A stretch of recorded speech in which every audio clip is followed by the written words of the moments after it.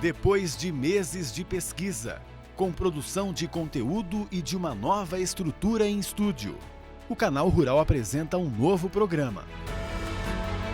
O conteúdo é focado no tema mais importante da atualidade, a produção sustentável. Como alimentar a população que cresce cada vez mais e ainda proteger os recursos naturais. Mais do que isso, recuperar a saúde da terra. A solução está no agronegócio. E não dá para falar de sustentabilidade sem ser sustentável. Então, a nossa estrutura reutiliza materiais como a lona e a madeira de demolição. Também usa madeira certificada de reflorestamento. E tem até uma área verde com musgo natural. No conceito e na prática, nasce o programa que vai te ajudar a pensar e produzir para o futuro. A partir de agora, no ar, para todo o Brasil, Planeta Campo.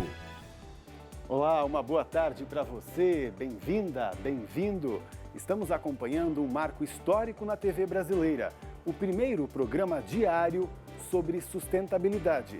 E nessa primeira edição, você vai ver como começou o aquecimento global, como influencia a produção agropecuária, o que você pode fazer para contribuir com a diminuição desse fenômeno e o melhor, de que forma ganhar com isso. A partir de agora, as informações para o futuro no Planeta Campo.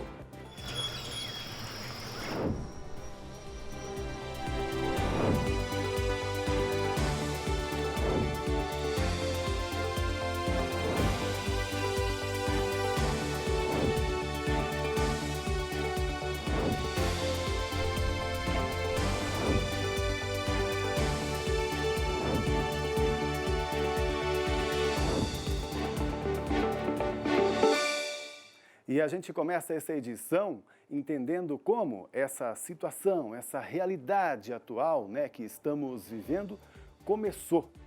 Em 1712, por exemplo, foi inventado o primeiro motor movido a carvão. E esse equipamento se popularizou rapidamente. Tanto que por volta de 1760 veio a Revolução Industrial, um dos momentos mais importantes da nossa história. Já depois, em 1824, se ouviu pela primeira vez o termo efeito estufa, do físico Joseph Fourier, ele que explicou aí o aumento das temperaturas. Quase 40 anos depois, um irlandês provou que o vapor da água e outros gases também contribuíam para o efeito estufa. Já em 1886, foi inventado o primeiro automóvel, mais um importante fator para o problema que vivemos. Já na década seguinte, se percebeu que o uso do carvão contribui também para a poluição e para o aumento do efeito estufa. Em 1927, já tínhamos 1 bilhão de toneladas de carbono entre a Terra e a atmosfera. É realmente uma gigantesca preocupação. Vamos entender melhor na reportagem de Beatriz Bigarello e Renato Medeiros. Os gases emitidos pelos carros, pelas chaminés e até mesmo por animais e a própria natureza formam um tipo de camada sobre a Terra. Assim, nem todo o calor que vem do Sol volta para a atmosfera, fica aqui, o que provoca o aquecimento global. A concentração de gases do efeito estufa na atmosfera aumentou muito nos últimos anos. E esse aumento de concentração de gases causa um desbalanço de energia.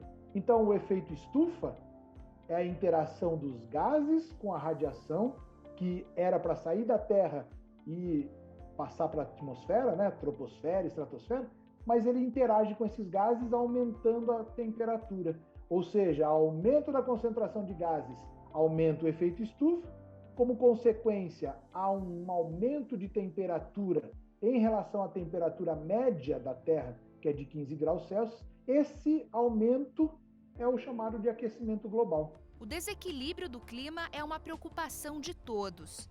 A onda de frio que surpreendeu os brasileiros neste inverno não é um acontecimento casual. É difícil a gente constatar, né, com certeza absoluta, com robustez científica, mas sim, deve sim ter uma relação com o que a gente chama de efeito estufa antrópico, né, causado por nós, seres humanos.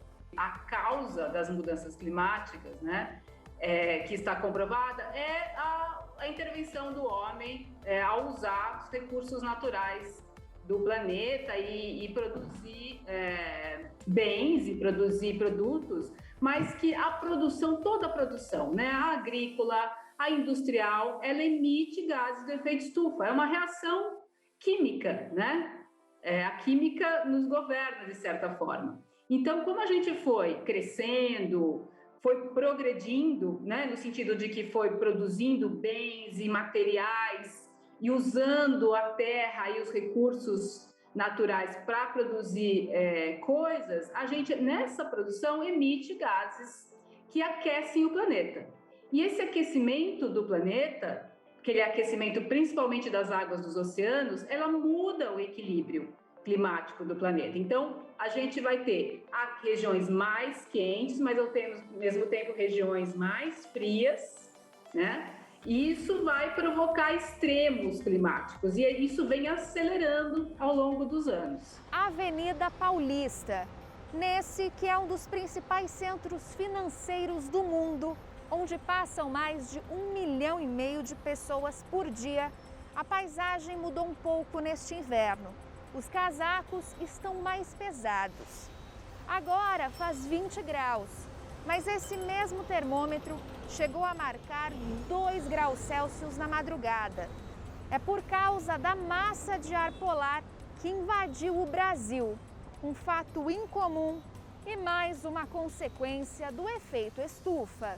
Essas últimas semanas aqui foi muito de arrasar mesmo, viu? Um frio muito forte, tá parecendo que é do sul. Como todo ano a gente espera, né?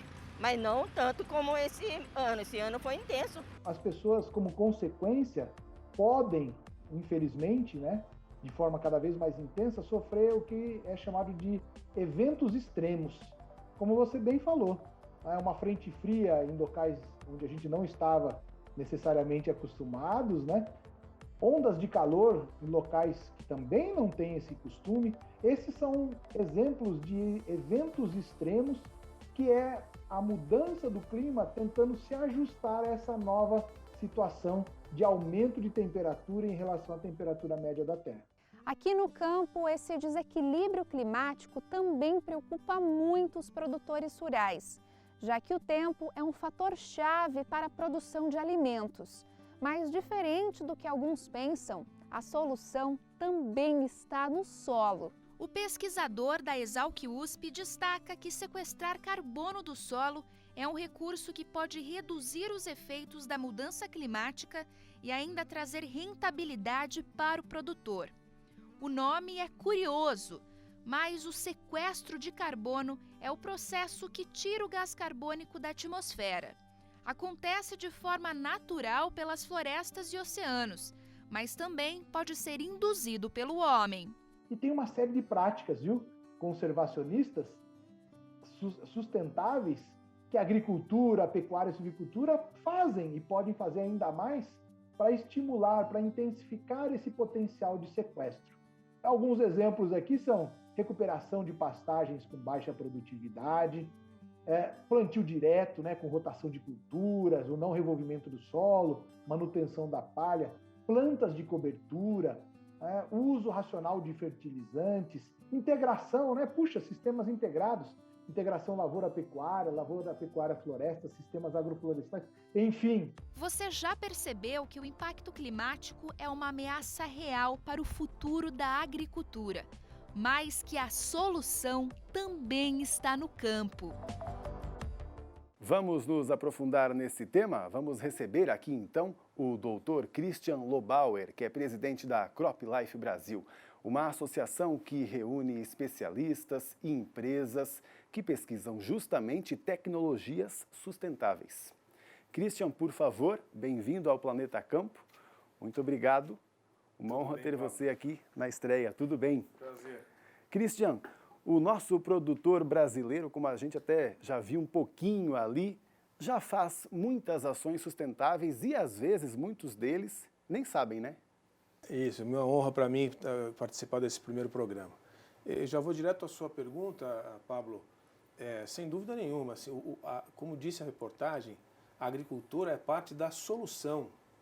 As alterações climáticas são uma realidade, não dá para negar, não importa a origem, a causa desse fenômeno, é fato e a gente tem que ver como lidar com isso, a humanidade tem que lidar com isso.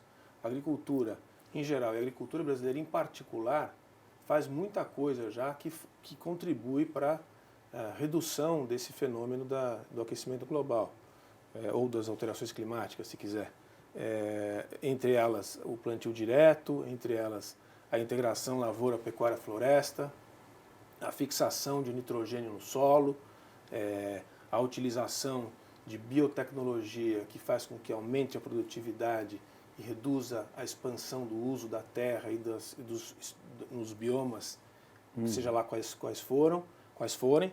E, então são muitas ações que o produtor faz, às vezes até sem saber, que contribuem para esse fenômeno ser mitigado. Porque muitas vezes ele já começa fazendo assim, nessa nova geração, por exemplo, já começa plantando num sistema de plantio direto e nem sabe que, na realidade, essa tecnologia nem existe há muito tempo, né? Inclusive é do Brasil, que é mais legal, né? Exato. E que também até seria legal se todo mundo soubesse disso, né? O quanto, por exemplo, aqui a gente já faz um plantio direto e que pode ser aí um exemplo para que seja difundido cada vez mais pelo mundo.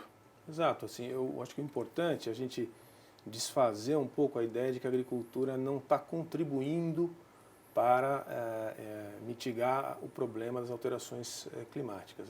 Pelo contrário, toda atividade agrícola, seja ela uma pequena produção ou uma grande produção em todos os biomas brasileiros, está atuando em diferentes frentes, mesmo que sem saber, favorecendo a fixação de carbono e várias outras ações que contribuem para mitigar o problema das alterações climáticas. Pois é. Além também do nosso produtor já ser aí um dos que mais em todo o mundo preserva, né, essas áreas verdes dentro das suas propriedades, né? E também muitos deles já fazem isso desde sempre, né, Christian? Não é de agora que estão, por acaso, querendo preservar uma área de floresta. Não, Pablo, isso é um ponto fundamental, assim, e é bom a gente sempre trabalhar com números, dados e ciência, né, para sair um pouco do achismo, né, e o Planeta Campo vai fazer isso com certeza. Pega os números brasileiros, a gente sabe já, com foto de satélite, que 66% do território nacional está exatamente como Pedro Álvares Cabral encontrou em 1500 quando chegou, e desses 66%, 26% é preservado por donos de terra privados. O que significa dizer que, lógico que existem problemas, tem muitos problemas no Brasil, mas significa dizer que uma parte relevante da natureza original do país é preservada por produtores rurais, por donos da terra privados. Por quê? Porque é bom negócio, Pablo. Não é por altruísmo, não. É importante manter as nascentes de água, é importante respeitar o Código Florestal e manter as áreas de proteção ambiental, manter os cursos d'água, manter a biodiversidade é relevante para a produção agrícola. Se você dizimar uma área, você tem problema de produção. Então E é o por interesse da produtor, produtividade. Sim, ele acaba percebendo isso no dia a dia mesmo, né, Christian? Eu mesmo já vi aí em fazendas produtor que quase que sem querer querendo, quando preservou uma área ali de floresta, até nascente que ele nem sabia que tinha, voltou a rever água, como eles falam, né? Quero falar também sobre as biotecnologias que ele já citou aqui, né? Muitas delas também desenvolvidas aqui no Brasil e que, claro, funcionam muito. A seguir, então, um exemplo de produtor rural que investiu em um manejo sustentável para cultivar tomate e está colhendo 30% a mais. É já já.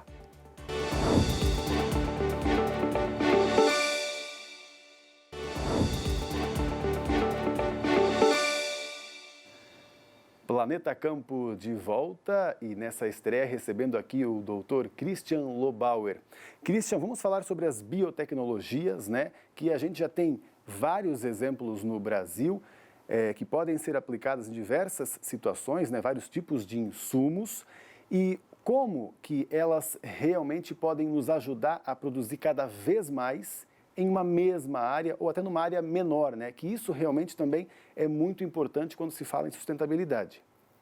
Perfeitamente. A biotecnologia aplicada tanto à semente das plantas quanto ao próprio ambiente genético de cada planta é uma realidade muito frequente e cada vez mais intensa na agricultura mundial e brasileira. Então você já tem uma quantidade de alterações genéticas de várias plantas produtoras de alimento que dão uma capacidade de produção e um aumento de produtividade muito grande. Vale para a soja, para o milho, para o trigo ainda está vindo, mas várias outras culturas. O que é importante, eu acho, é dizer o seguinte: quanto mais aumenta a produtividade em função da capacidade que a planta tem de se defender das intempéries da natureza, menos espaço é necessário para produzir. Esse já é uma justificativa e uma realidade que se verifica no mundo real da agricultura. Sim. Você não expande mais terra porque você já produz muito mais em um espaço menor. Um outro aspecto importante é que... Não é que não pode expandir, é que talvez nem precise, né, Christian? Tem que sempre se estudar, né? Assim, enfim, no caso brasileiro, a gente tem muito espaço para expandir a produção de grão, por exemplo. Né? A gente tem que colocar os números de novo, Pablo. 7,8% do território nacional é utilizado com lavouras. Né? Ainda tem mais de, facilmente, quase 100 milhões de hectares disponíveis de áreas degradadas que poderiam se transformar em áreas de plantio. Mas isso é uma outra coisa. Não é necessário ainda, mas está aberto. O fato é que se produz cada vez mais sacas, ou mais quilos, ou mais toneladas por hectare por causa da tecnologia. E isso também tem um fator importante, que é o seguinte: quando você gasta menos com defensivo, você gasta menos com trator, você gasta menos com diesel, você gasta menos, você também tem um aspecto secundário de economia de custos e de emissão. Então, assim, a biotecnologia vem, como já veio, para trazer ainda mais produtividade e mitigar esse fenômeno das alterações climáticas. E a gente tem um bom exemplo aqui, viu? Se você aí tem dúvida, né, se deve pesquisar, adaptar ou até mudar algumas práticas do seu manejo para tornar a sua produção sustentável, provavelmente depois dessa reportagem vai mudar de ideia. A nossa equipe encontrou um produtor rural que havia desistido do negócio, até que descobriu essa maneira diferente de produzir, com um curso do Senar. Ele se empolgou, aplicou tudo o que aprendeu e em mais ou menos um ano já colhe 30% a mais. Para esse produtor rural da cidade de Amparo, interior de São Paulo, o modelo de produção sustentável era Para mim era uma grande utopia. Eu fui criado num sistema que para produzir você tinha que usar defensivos e adubos, assim, formulados de empresas, né? Nessa mentalidade que eu tinha, eu escutava falar de sustentabilidade e falava, isso é conversa, não consegue produzir. Mas estava enganado. O Luciano cultiva tomate das variedades Grape e Roma em uma área de 5.000 metros quadrados. Antes você fazia aqui no seu sítio, na sua propriedade, a plantação de tomate também, mas era a produção tradicional. Aqui a produção de tomate na propriedade, em estufa, já faz 15 anos. E a gente começou a sobrecarregar o solo. E nisso a gente gerou um desequilíbrio tão grande que nada que a gente fazia dava resultado. Em um tempo breve a gente parou de cultivar, tomate a gente zerou. Justamente pelo amor ao trabalho de anos que ele e a família se dedicaram a essa cultura, a vontade de desistir foi dando lugar ao otimismo de encontrar alguma alternativa que trouxesse de novo a vida para o solo. Quando assim eu cheguei no fundo do poço, que o sistema que eu vinha produzindo não estava dando renda para a gente se sobreviver na cultura, e nisso que eu procurei uma alternativa, o Senar me apresentou. O Luciano pediu a ajuda do Sindicato Rural de Amparo.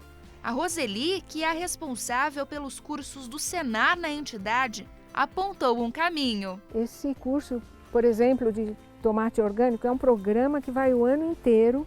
Ele começa desde o preparo do solo até a comercialização e ao longo do ano as dúvidas vão sendo sanadas ali mesmo, então é muito interessante. Depois do curso de agricultura sustentável, algumas mudanças foram feitas nas estufas e ele parou de utilizar defensivos químicos artificiais. Com essa adaptação, aconteceu algo que o Luciano não esperava. Ele passou a colher 30% a mais que antes da crise. E o sabor também mudou completamente, gente. Olha só, eu vou experimentar esse tomatinho orgânico que deve estar uma delícia. Foi muito difícil para você fazer essas mudanças? Como que foi esse processo para você? Eu falo que foi muito fácil porque eu tive uma pessoa me instruindo. Sozinho, eu já tinha tentado trabalhar dessa maneira, só que eu posicionei mal os produtos. Um dos pilares da sustentabilidade incentiva o uso eficiente dos recursos disponíveis.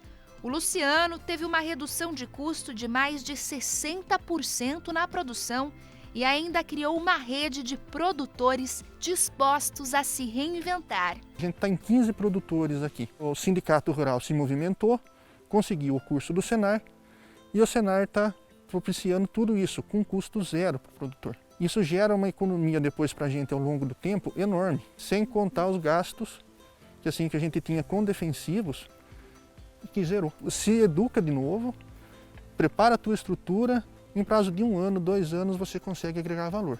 E depois de todo esse processo, você está feliz com o resultado? Muito.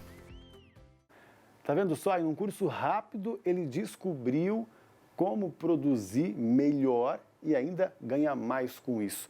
O produtor também que quer mais informações, Christian, vocês inclusive da CropLife, tem uma publicação muito legal que é o Atlas, né? E que lá tem muita informação para quem quer iniciar aí a sua produção sustentável. Na verdade, o Atlas é uma contribuição para toda a sociedade, é um trabalho pedagógico, 150 páginas com infográficos, que vem desde uma informação geral sobre o uso da terra, da lei brasileira de Código Florestal, até sustentabilidade, dados de sustentabilidade já atingidos pelo país, além da segurança alimentar e da segurança do alimento. Todos os dados em relação à produção, produtividade e segurança do alimento. E com grandes oportunidades pela frente. Quer baixar o Atlas? croplife.org, a nossa croplifebrasil.org, a nossa produção põe aqui embaixo para você. Tá aí então. Christian, muito obrigado pela sua participação. Prazer. Parabéns pelo programa. Até mais então. A você também, muito obrigado. A gente se vê amanhã. Tchau, tchau.